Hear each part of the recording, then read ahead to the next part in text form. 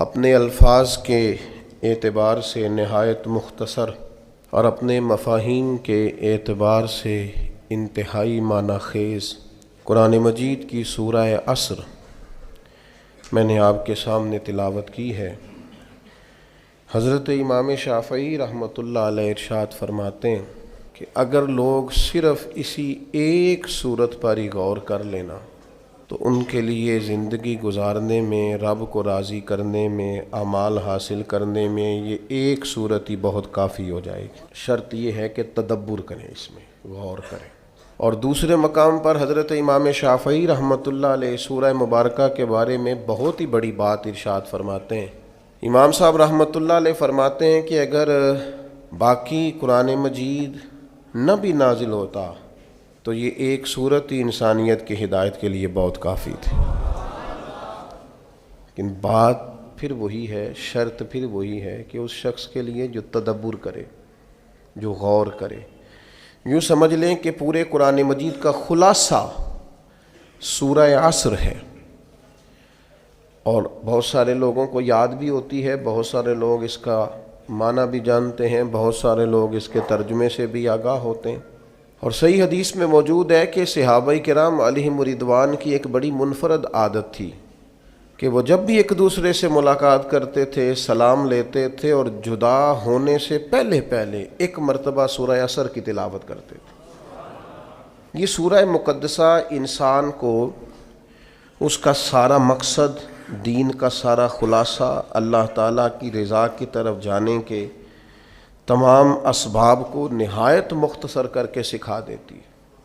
لیکن وہی بات حضرت امام شافعی والی، اگر لوگ تدبر کریں تو، اگر لوگ اس پر غور کریں تو، اگر اس کے مفاہیم پر تھوڑی دیر کے لیے اپنی نظریں اخلاص کے ساتھ، للہیت کے ساتھ اور حصول فیض کے لیے، قرآن پاک کے فیض کے لیے اگر اپنی نظریں اس کی طرف کامل کریں تو تدبر شرط ہے، ورنہ پھر سالوں بیت جاتے ہیں تقریریں کرتے، واز کرتے۔ لیکن جس نے سیکھنا ہے نا، علم و بس کری اور یار ایک کوئی عرف تینوں درکار، اگر تو کسی شخص نے سیکھنا ہے، اس میں تدبر کرنا ہے، غور کرنا ہے، حصول فیض کرنا ہے، اپنے لیے نصیحت کا حصول کرنا ہے، تو یہ سورہ مبارکہ کافی۔ انداز دیکھیے، ارشاد فرمایا والعصر، رب فرماتا ہے مجھے زمانے کی قسم ہو۔ اللہ کو بھی قسم اٹھانے کی ضرورت ہے، مالک کریم کو بھی کیا حاجت ہے کہ وہ قسم اٹھائے، لیکن تاکید کر کے بات ذہن میں اتارنے کے لیے۔ انسان کا مزاج ہوتا ہے نا، جس بات پہ قسم اٹھائی جائے اس کو انسان سمجھتا ہے زیادہ پکی ہے، تو طبع انسانی کے مطابق بات کی۔ فرمایا والعصر، زمانے کی قسم ہو۔ انسان کو پیدا کرنے والا رب قسم اٹھا کے انسان کی ایک بات کرتا ہے، والعصر، مجھے قسم ہو زمانے کی، ان الانسان لفی خسر۔ انسان کو پیدا کرنے والا رب فرماتا ہے بے شک انسان خسارے میں، گھاٹے میں، نقصان میں۔ لوگ اس کو کہہ رہے ہیں بڑا سیٹ ہے، لوگ کہہ رہے ہیں بڑا کامیاب ہے، یہ بھی کہہ رہا ہے اللہ کا بڑا شکر ہے، لیکن پیدا کرنے والا رب، انسان کو بنانے والا، اس کو جاننے والا رب فرماتا ہے مجھے زمانے کی قسم ہو یہ نقصان میں ہے۔ اور خسارہ، اس خسارے کو نہیں کہتے ہیں کہ لوگ کہتے ہیں میں نے کاروبار کیا تھا تو نفع نہیں ہوا، نقصان ہوا۔ خسارہ اس خسارے کو کہتے ہیں جو اصل مال بھی ضائع ہو جائے، راس المال بھی ضائع ہو جائے تو کہتے ہیں خسارہ ہوا ہے۔ یعنی اس کے پاس جو تھا اس میں بھی یہ خسارے میں، کہ یا اللہ سارے خسارے میں ہے؟ فرمایا نہیں، الا الذین آمنوا، جن میں 4 صفتیں پائی جائیں وہ نہیں خسارے میں۔ ان میں پہلی صفت یہ ہے کہ الا الذین آمنوا، بے شک وہ لوگ جو ایمان لائے، مگر وہ لوگ جو ایمان لے آئے، جن کا ایمان مضبوط ہو، جن کا عقیدہ ہو کہ اللہ ہمارا رب ہے، وہی پیدا کرنے والا ہے، وہی رزق دینے والا ہے، اسی کی تقدیر کا غلبہ ہے، رب کریم ذرے ذرے کو جانتا ہے، اللہ تعالیٰ نے جس حال میں رکھا ہے یہی حال میرے لیے بہتر ہے، انسان محنت پوری کرے، نتیجہ اپنے رب پہ چھوڑ دے۔ اسباب سارے جمع کرے، بھروسہ اپنے اللہ تعالیٰ پہ کرے، عقائد کے لحاظ سے پختہ ہو، اور پھر اس کا عقیدہ ہو کہ بعد از خدا بزرگ توئی قصہ مختصر، کائنات میں سب سے عرفہ والا، عظمتوں والے، شانوں والے، بلندیوں والے، رفتوں والے، کائنات کے امام، نبیوں کے امام، رسولوں کے امام، فرشتوں کے امام، محبوب مطلق اگر کوئی ہے تو جناب محمد رسول اللہ ہے صلی اللہ تعالی علیہ وسلم۔ سب سے اولا ہو اعلیٰ ہمارا نبی، سب سے بالا ہو اعلیٰ ہمارا نبی، اپنے مولا کا پیارا ہمارا نبی، اور دونوں عالم کا دھولا ہمارا نبی۔ نظریاتی پختگی حاصل ہو، عقائد پختہ ہو، ایمان میں عقائد پوری طرح داخل ہے، عقائد اہل سنت کا پابند ہو بندہ۔ پھر ایک اور بنیادی عقیدہ ہے، اسی ضمن میں سارے عقائد آ جاتے ہیں، فرشتوں پر بھی ایمان ہو، اللہ کے تمام انبیاء پر ایمان ہو، اچھی بری تقدیر پر ایمان ہو، لیکن ایک بنیادی عقیدہ جس کو عقیدہ آخرت کہا جاتا ہے، اس پر انسان کا ایمان ہونا بڑا ہی ضروری ہے۔ اگر آخرت پر ایمان کمزور ہو جائے تو دنیا میں جتنے بھی عمل ہم کرتے ہیں یہ سارے کمزور ہو جائیں۔ یہ جو لوگ ڈپریشن میں، ٹینشن میں، انزائٹی میں چلے جاتے ہیں اور ایک بات بار بار کرتے ہیں کہ میرے ہی ساتھ ایسا کیوں ہوتا ہے، آخر بڑی ہی کوشش کے بعد میں ہی ناکام کیوں رہ گیا، تو انہیں بتایا جائے گا کہ کامیابی پتہ کیا ہے؟ لا یستوی اصحاب النار و اصحاب الجنہ، اصحاب الجنت هم الفائزون۔ جنتی اور جہنمی برابر نہیں ہیں، کامیاب وہ ہیں جنہیں اللہ تعالیٰ نے اصحاب جنت بنایا ہے۔ جو جنتی ہیں وہ کامیاب ہیں، جس کو اپنی آخرت کے تعلق سے اللہ تعالیٰ نے فکر سلیم دی ہے، راہ ہدایت دی ہے، اعمال حسنہ پر استقامت دی، اور وہ سمجھتا ہے کہ میں محنت اپنی آخرت کو ٹھیک کرنے کے لیے کر رہا ہوں، جد و جہد میری اپنی قبر کے لیے، حشر کے لیے، آخرت کے لیے۔ آخرت پر جس بندے کی توجہ ہے وہ بندہ کامیاب ہے۔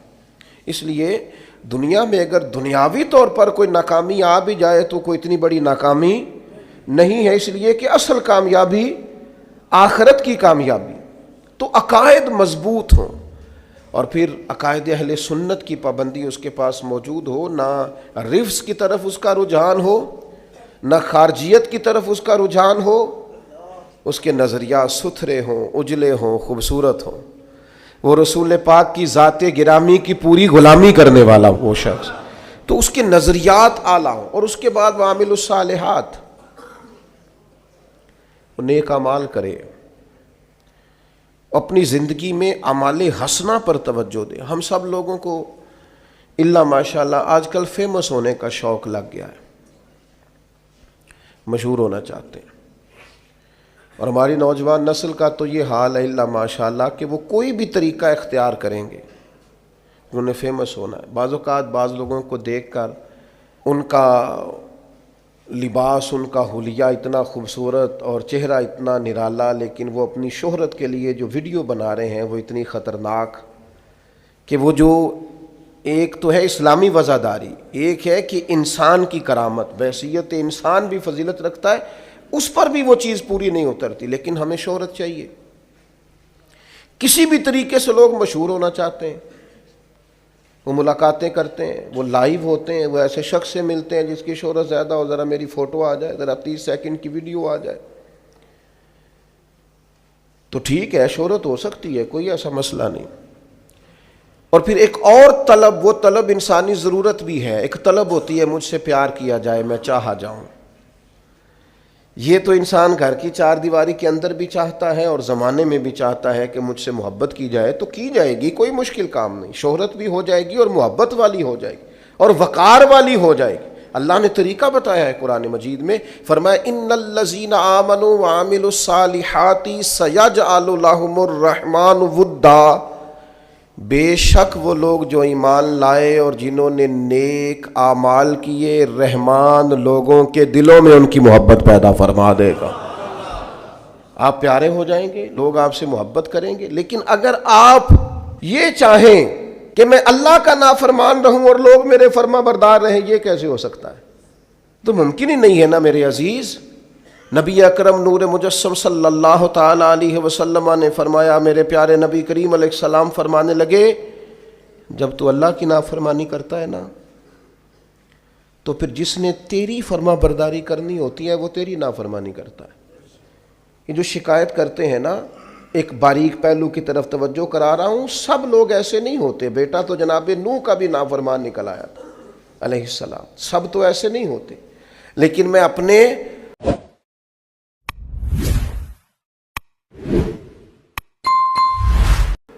اور اپنے بعض دوستوں کی تربیت کے لیے بات عرض کرتا ہوں کہ یہ جو ہم کہتے ہیں میری اولاد بھی نافرمان ہو گئی اور شاگرد بھی نافرمان ہو گئے اور جن کو میرے ماتحت بات ماننا چاہیے تھی وہ بھی نافرمان ہو گئے، تو ایک باریک بات پر غور کریں۔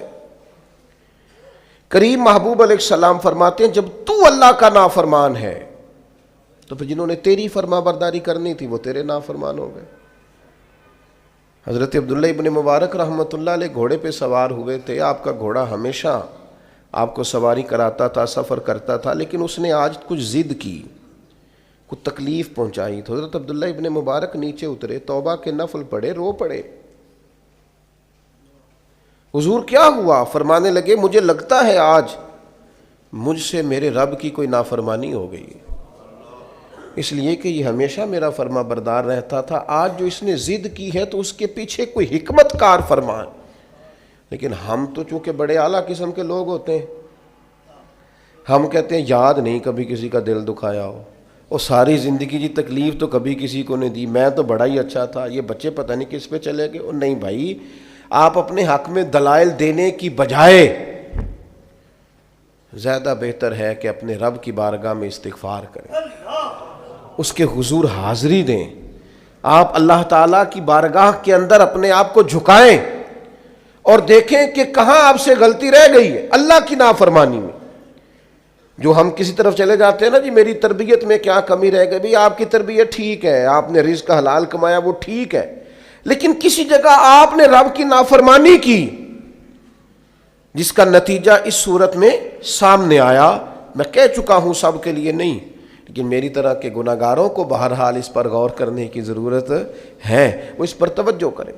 تو فرمایا کہ انسان خسارے میں ہے، الا الذین آمنوا، مگر وہ لوگ جو ایمان لائے، وعملوا الصالحات، اور جنہوں نے نیک اعمال کیا۔ اور یہاں بات ختم نہیں ہوئی، دو صفتیں اور بھی پیدا کریں۔ یہ دو باتیں ان کی اپنی ذات تک تھیں، آمنوا وعملوا الصالحات، یہ دو باتیں ان کے اپنے لیے تھیں۔ اب وہ سوسائٹی کو کیا دیں؟ دو کام معاشرے کے لیے بھی کریں، وتواصوا بالحق، حق بات کی نصیحت کریں وہ معاشرے میں، خیر کی بات کی نصیحت کریں، وائرل باتیں نہ کریں کہ آج کل یہ موضوع چل رہا ہے تو ذرا میں اس پر بولوں گا تو کچھ ویوز میرے بھی بڑھ جائیں گے، وائرل باتیں نہیں کریں۔ وہ وتواصوا بالحق، وہ حق بات کی نصیحت کریں، کلمہ حق کہیں اور حکمت کے ساتھ کہیں، ادعو الی سبیل ربک بالحکمہ، دانائی کے ساتھ کہیں، لوگوں کو سمجھانے کی نیت سے کہیں، کلمہ حق ان کی زبان پر آئے۔ اور میرے نبی پاک علیہ السلام نے فرمایا سب سے افضل جہاد ظالم بادشاہ کے سامنے کلمہ حق کہنا ہے۔ آپ حق کے ساتھ کھڑے ہوں، پھر آپ لوگوں کو امر بالمعروف کریں، پھر نہی عن المنکر کہیں، اور وہ بھی بندہ دیکھ کے نہیں۔ اگر امیر آدمی غلطی کر رہا ہے تو پھر آپ خاموش ہیں، اور کسی غریب کو کرتے دیکھ لیا ہے تو آپ نے دینی حکمت کو بھی پیش نظر نہیں رکھا اور اسے رسوائی کر دیا ہے، آپ نے اسے سخت ترین تکلیف سے گزار دیا ہے۔ حق بات کی نصیحت کریں، اور جو لوگ حق بات کہتے ہیں نا ان پر تکلیف بھی آتی ہے، تکلیف آتی ہی ہمیشہ حق کہنے والوں پر۔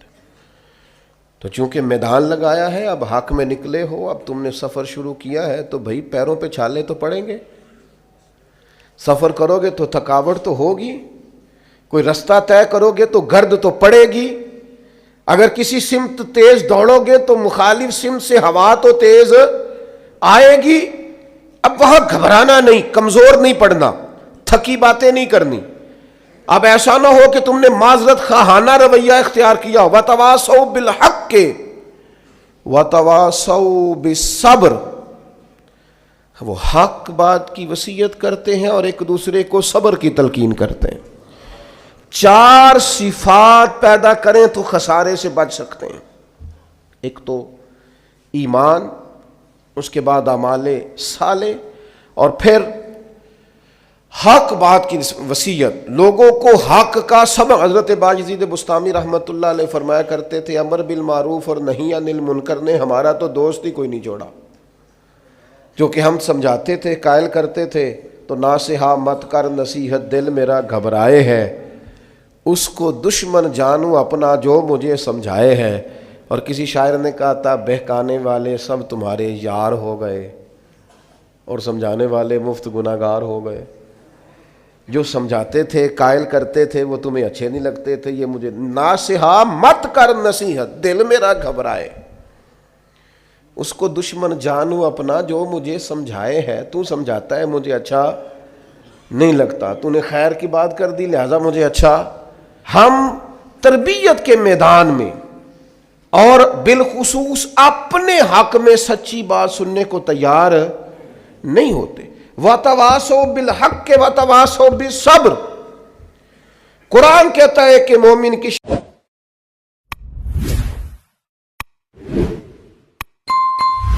شان یہ ہے کہ وہ حق کی تاکید کرتا ہے، کلمہ خیر ادا کرتا ہے، وہ کہہ دیتا ہے حق، اگرچہ وہ کسی کے لیے وقتی طور پر تکلیف کا باعث ہو، لوگ سمجھے کہ تکلیف ہوئی ہے، لیکن وہ تو کلمہ حق ہے۔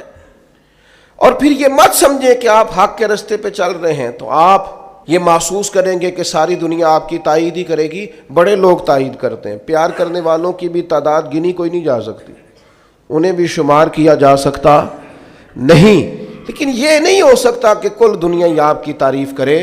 ایک بات ہمیں بڑا پریشان کرتی ہے، مجھ پر فلانا تنقید کر رہا ہے، تو کیا پریشانی ہے آپ کو؟ کیا سمجھتے ہیں آپ اپنے آپ کو؟ ہمت ہونی چاہیے تنقید سننے کی۔ ساری زندگی ہم اپنے بچوں کو پیس کے رکھ دیتے ہیں کہ پتر فلانا کام نہ کریں لوگ کی آکھن گے، تو وہ نہیں کرتا تو پھر لوگ ولی مان لیتے ہیں بچے کو۔ کبھی اپنے بچوں کو اس اذیت سے نہ گزارنا کہ لوگ کیا کہیں گے۔ ہاں، انہیں کہنا پتر وہ کام کرنا جس سے اللہ راضی ہو، وہ کام کرنا جس سے اللہ راضی ہو۔ انہیں سمجھانا کہ بیٹا یہ کام نہ کرنا، اس سے اللہ کی نافرمانی ہوتی۔ لیکن آپ انہیں اس پریشر میں نہ لائیں کہ لوگ کیا کہیں گے۔ آپ لوگوں کے سامنے اپنا آپ کلیئر کرنا چاہتے، ہاں یہ حضور نے ضرور فرمایا ہے کہ تہمت والی جگہ سے بچو، بلا وجہ ایسا کام نہ کرو جس پر تمہارے لیے بحث کا دروازہ کھلے۔ باقی ساری زندگی لوگوں کو وضاحتیں نہ دیں، اپنے رب کی بارگاہ میں اپنے آپ کو صاف رکھیں، ضمیر کی عدالت میں اپنے آپ کو سرخرو کریں، تاکید حق کریں۔ سنیں جو کہنے لگا تھا حضرت موسیٰ علیہ السلام نے اللہ کی بارگاہ میں عرض کی، اللہ کے نبی معصوم ہوتے ہیں۔ حضرت کلیم نے عرض کی اے اللہ میں چاہتا ہوں کہ لوگ میرا ذکر صرف خیر کے ساتھ ہی کریں، برائی کے ساتھ نہ کریں، چونکہ میں بانٹتا ہی خیر ہوں، میں بات ہی ہمیشہ اچھی کرتا ہوں، میں لوگوں کو اللہ کی طرف